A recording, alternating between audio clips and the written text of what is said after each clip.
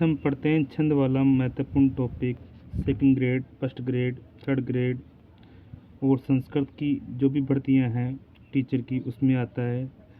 10th 12th Sanskrit के लिए, BA में, एमए में संस्कृत के लिए छंद वाला टॉपिक भी आता है। तो देखिए आज पढ़ते हैं आर्य छंद। लक्षण है आर्य छंद का, यस्या प्रथमे पादे द्वादश मात्रा स्थिता तृतीय अपि अष्टादश द्वितीय चतुर्थके पंचदश सार्या। प्रथम व तृतीय पाद में अर्थात चरण में 12-12 मात्राएं, द्वितीय पाद में अर्थात चरण में 18 व चतुर्थ पाद में यानी चौथे चरण के अंदर 15 मात्राएं होती है। मात्रिक छंद है वहाँ आर्य छंद होता है। ये लक्षण है, ये आर्य छंद का मात्रिक छंद का लक्षण हो गया है। अब चलते हैं सेकंड नंबर 2 पर है, यानी कि अनुष्टुप छंद। श्लोके षष्ठम गुरु गेयम सर्वत्र लघु पंचमम दिविश चतुष्पादपयो ह्रस्वम दिविश चतुष्पादपयो ह्रस्वम सप्तम दीर्घम अन्यो। सभी पादों में, सभी चरणों में षष्ठ यानी छठा वर्ण गुरु यानी बड़ा तथा पंचम वर्ण लघु अर्थात छोटा। 8 वर्ण होते हैं प्रत्येक चरण में और वर्ण या स्वर होते हैं प्रत्येक चरण में, पाद यानी चरण। सप्तम वर्ण होता है पहला और तीसरा पाद यानी में दीर्घ और दूसरे चौथे पाद में ह्रस्व। दोबारा देखिए, सभी चरणों में छठा वर्ण गुरु तथा पांचवा वर्ण लघु और सातवां वर्ण पहले और तीसरे पाद में चरण में दीर्घ यानी सातवां जो वर्ण होता है ना, जो पहला और तीसरा जो चरण होता है उसमें दीर्घ यानी बड़ा होता है और दूसरे चौथे चरण में ह्रस्व यानी लघु होता है। अब आगे चलते हैं नंबर क्रम संख्या 3 पर इंद्रवज्रा। सयादि इंद्रवज्रा यदि तौ जगौ गए, इसमें 11 वर्ण होते हैं। सयादि इंद्रवज्रा यदि तौ जगौ गए, तगण फिर जगण फिर 2 गुरु वर्ण, मध्य में यति नहीं, पाद के अंत में यति होती है और 11 वर्ण वाला छंद है ये। अगला है चौथा उपेंद्र वज्रा। उपेंद्र वज्रा जत जा स्थितौ गौ। उपेंद्र वज्रा जत जा स्थितौ गौ। उपेंद्र वज्रा जत जा स्थितौ गौ। इसमें भी 11 वर्ण होते हैं। कर्म से जगण, तगण, जगण और 2 गुरु वर्ण हैं। मध्य में यति नहीं होती है, पाद के अंत में यति होती है। यति का होता है विराम, ठहरना।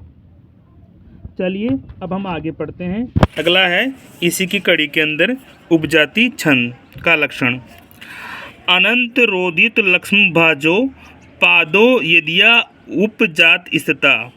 अनंत रोदित लक्ष्म भाजो, अनंत रोदित लक्ष्म भाजो पादो यदिया उपजात स्थितः इत्थं किला न्यासवापि मिश्रितासु स्मरन्ति जातिस्विदमेव नाम।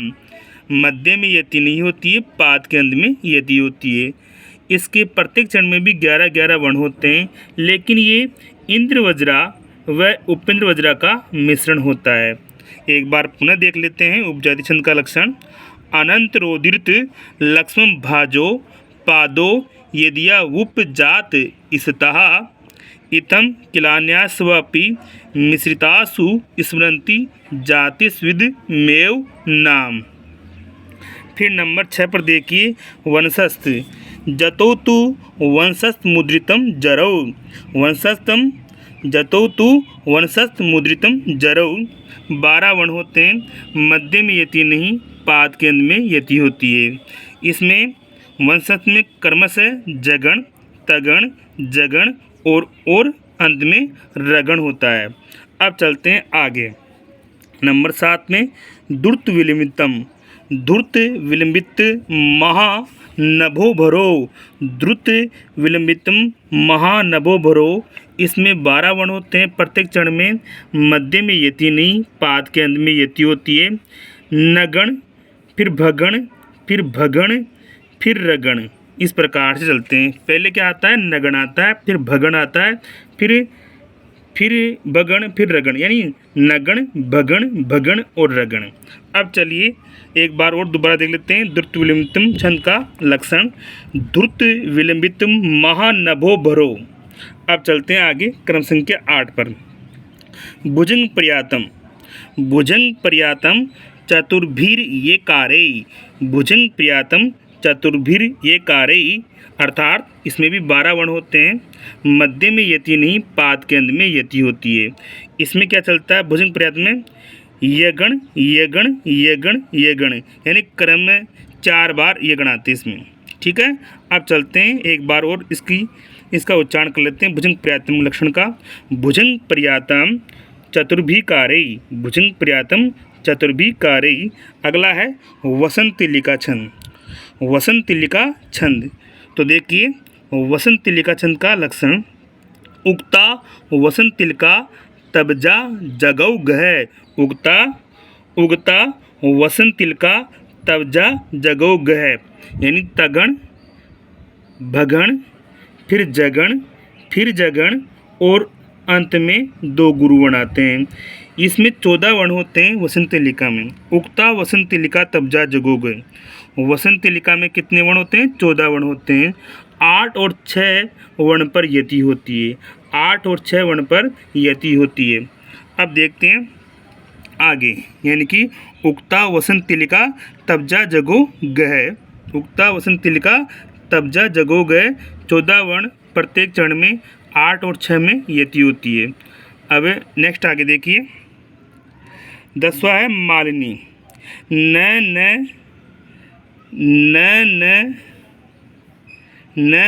मैं ये यूते यम मालिनी भोगी लोकई, न मैं ये यूते यम मालिनी भोगी लोकई।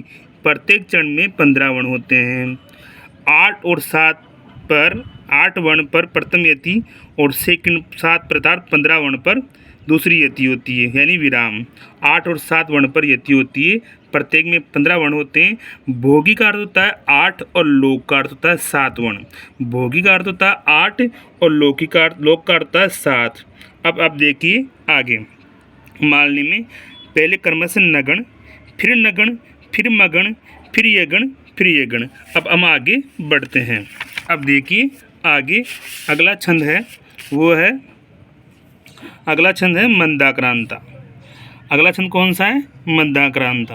मंदाक्रांता में 4, 6 और 7 पर यति होती है। 4 वर्ण पर पहली यति, दूसरी यति 6 वर्ण अर्थात 10 वर्ण पर, और तीसरी यति यानी कि कहने का तात्पर्य 7 वर्णों पर अर्थात कहने का तात्पर्य 17 वर्ण पर।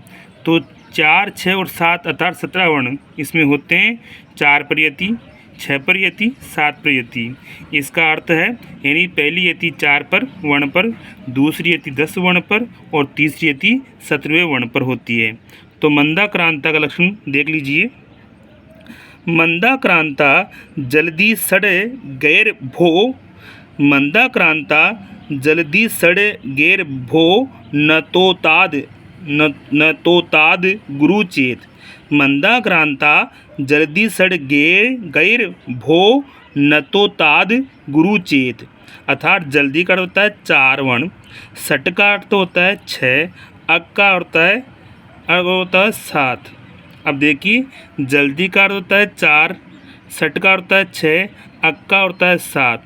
तो अब देखिए यहाँ देखते हैं आगे, मगण, भगण, नगण, तगण, फिर तगण और 2 गुरु के रूप में